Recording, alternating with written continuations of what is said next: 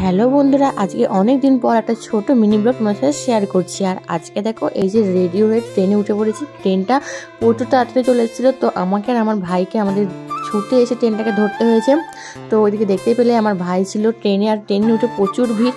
তারপর এদিকে দেখো ট্রেন থেকে নেমে পড়েছি। আর এই যে এখন আমার ভাই বললো এখানে চাটা খা, দারুণ খেতে। আর সত্যি চাটা এত সুন্দর খেতে, একবার খেয়ে মনে হলো যে আর এক কাপ খাই।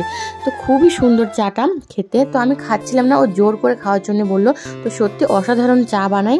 আর তারপর এদিকে দেখো চলে এসেছি বিডিও অফিসে। তো এখানে একটু কাজ আছে, তো একটু কাজের জন্য এসছি। আর তারপর এখানে আমি অনেক দিন পর আসলাম, তো সেই কারণে আমি কোথায় মানে কোন দিকে যেতে হবে বুঝতে পারছিলাম না। তো আমি একটা দাদুকে জিজ্ঞাসা করলাম, উনি আমাকে একটা ঘর দেখিয়ে দিল। এই যে এইখানে, তো ফর্মটা এখানে দেওয়া হচ্ছে। তো এই যে দেখো ফর্মটা আমার নেওয়া হয়ে গেছে। তারপর এখানে ফর্ম নিয়ে এই যে দেখো আমরা স্টেশনে বসেছিলাম। তো স্টেশনে বসে থাকতে হবে কারণ ট্রেন প্রচুর লেট।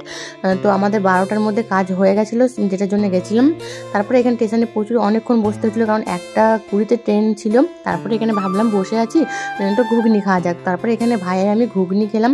তারপরে ভাই বললো শসা খাবি, আমি বললাম যে খাবো। তারপর দেখো এখানে দোকানে চলে এসেছে, আর ভীষণই গরম করছে। তো সেখানে ভাইকে বললাম দুটো মাছ আন, তো ও এই যে এখানে এনে দিল। তারপর এখানে খেতে খেতে বাড়ির দিকে চলে এসেছি। তো ফুল ভিডিও খুব তাড়াতাড়ি আসছে। তো আজকের মতো টাটা।